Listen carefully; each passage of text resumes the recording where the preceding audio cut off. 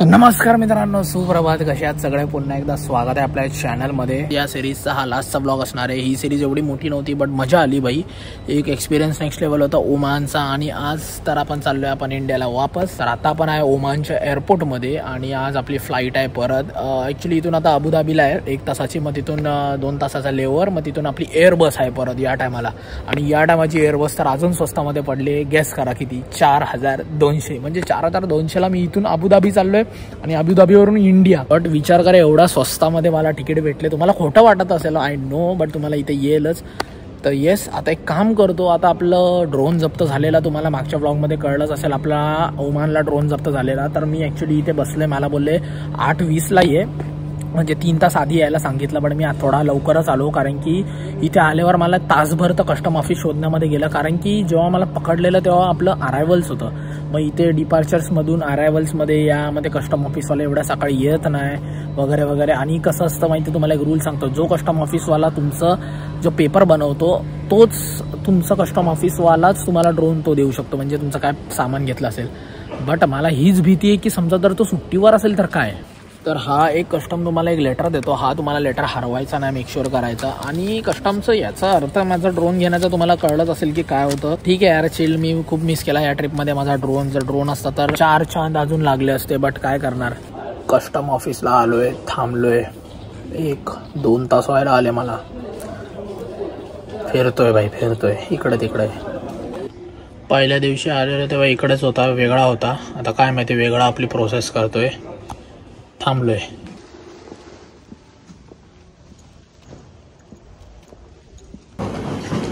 तर मित्रांनो, फायनली आपलं बोर्डिंग पास, सिक्युरिटी वगैरे झालं. भाई साहब, नेक्स्ट टाइमपासून भाई इथे मला ऑलमोस्ट 2 तास फिरायला लागला आपल्या एअरपोर्टला इकडे ड्रोनसाठी.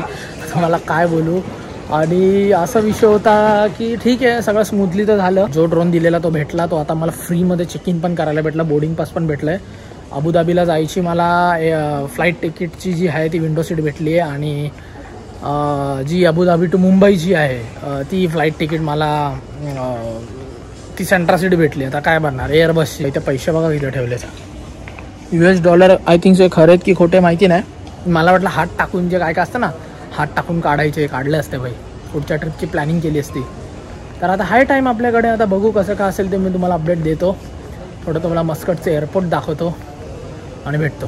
इकडे मी तुम्हाला एक सांगतो, मी आता जो इकडचा जो माणूस होता कस्टमचा खूप चांगला होता. हानी करून त्याने आपल्याला खूप हेल्प केली. खूप म्हणजे खूप हेल्प केली. म्हणजे लिटरली मला चेक इन म्हणजे फ्रीमध्ये करून दिली. एवढं प्रायोरिटीवर.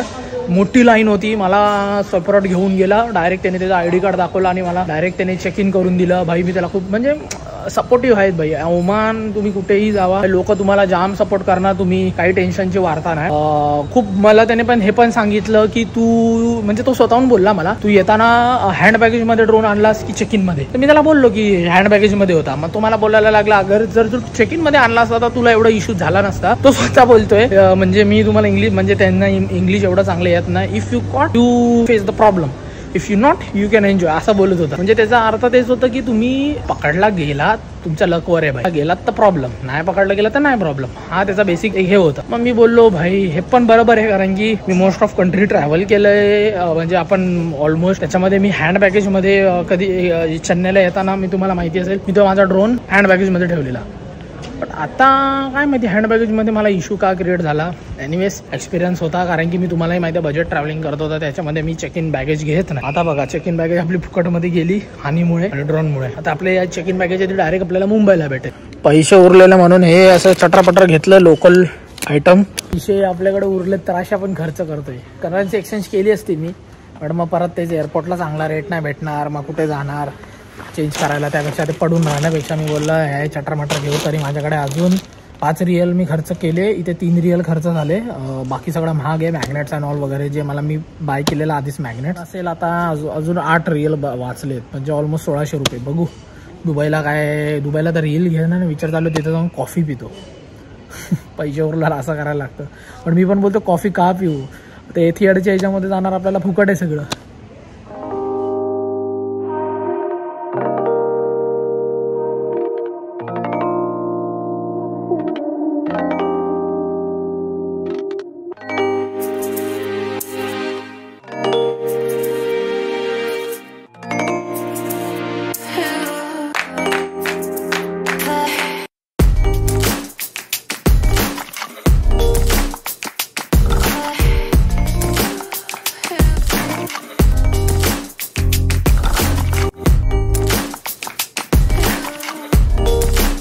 मित्रांनो मागच्या ब्लॉगमध्ये तुम्हाला दाखवलं तेव्हा रात्र होती, आता सकाळी तुम्हाला भारी व्ह्यू दाखवतो एअरबसचा. चला. आपला बोर्डिंग पास जरा फॅन्सी होता, आताचा बोर्डिंग पास बघा कसा आहे. आणि फ्लाईट बघा भाई साहब, नेक्स्ट लेवल. 79H आहे आपलं.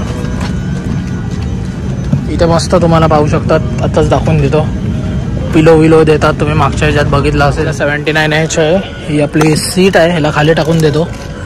तुम्ही पाहू शकतात भाई साहब, याच्यामध्ये हे सगळा विषय आहे. इथे येताना तुम्हाला दाखवला तसं. आणि इकडची विंडो बघा जरा वेगळी आहे, जी लास्ट टाइम एअरबसची तशीच आहे, फक्त बाकी एअरक्राफ्टपेक्षा कमी आहे सांगतोय. इथे तुम्हाला हे भेटतं अँड ऑल एव्हरीथिंग, गेम बेम खेळू शकतात. तर चला फायनली आलो. जे टेन्शन होतं ते मिटलं, पळत पकडला. लाईफमध्ये एक कळलं पाहिजे आपण काही करू शकतो. तर विचार केला मलेशियाला आपण 5, म्हणजे तुम्हालाही माहिती आहे, व्लॉग नाही बघितलं असेल तर बघा. भाई साहेब आता मला रडणारी पोरं नको आहे भाई. मागच्या फ्लाईटमध्ये पण रडणारी पोरं, आता पण रडणारी पोरं असतील तर भाई काय बोलू. हे फर्स्ट ब्लॉगमध्ये तुम्हाला हे एंट्री दाखवायला विसरलो. हे होतं एंट्रीचं स्टॅम्प, सेम ॲज भूटानचा आहे. आणि एंट्रीचा स्टॅम्प असा भेटतो ओमानला. आपल्याला येताना वेगळं होतं, आता वेगळं आहे. म्हणजे डाळ राईस भेटलं आहे, भाजी वेगळी आहे, त्याच्यामध्ये मूगची भाजी आहे. येताना वेगळी होती, ठीक आहे. आणि पाण्याची बॉटल, सॉल्ट अँड ऑल. चला एन्जॉय आणि बघू. आता तुम्हाला दाखवतो एअरबसचा वॉशरूम बघा. इथे टिश्यू आहेत, टिश्यू काढायला. इथून वेगळा स्मेल येतोय. हे पण आहे, एसीचा प्लग. इथून पाणी येतंय. असं काम करायची गोष्ट. फायनली आपण पोचलोय एअरपोर्टला. आणि बॅगेजला एवढी मोठी लाईन आहे, तुम्हाला काय बोलू. एअरबस होती तर म्हणून एवढी 800 लोकांची पॅसेंजरची कॅपॅसिटी आहे. त्यासाठी बेकार गर्दी. आता मला माहिती नाही माझी बॅग कधी येईल, जेव्हा पण येईल कसं पण येईल, भरपूर टाईम आहे. गर्दी बघा तुम्ही, पूर्ण खचाखच भरलं आहे. आणि फ्लाईट पण फुल होती, असं नाही की भाई, म्हणजे आमच्या साईडला थोडी खाली होती लास्टला. पण आता जसं येईल, जसं कस्टम वगैरे क्लिअर करतो आणि तुम्हाला भेटतो. चला बाय. मित्रांनो फायनली आलो आहे बॅग बिग सगळं घेऊन. आणि फायनली इंटरनॅशनल ट्रिप आपली संपली आहे. आणि तुम्हाला माहिती आहे आता हे आपण का करतोय. कस्टमचं आता आपल्याला हे करायचं आहे, ग्रीन चॅनल इथूनच जायचं ना. एक्झिट इथून झालं भाई, कस्टम्स पण झालं, सगळं झालं. P4 आता आपल्याला P4 शोधायचंय. सर मित्रांनो कसा वाटला आपला हा व्लॉग, हे तुम्हाला माहितीच. आपल्याला हे का करायला लागतं, कारण की आपल्याकडे आहे DJI ड्रोन्स.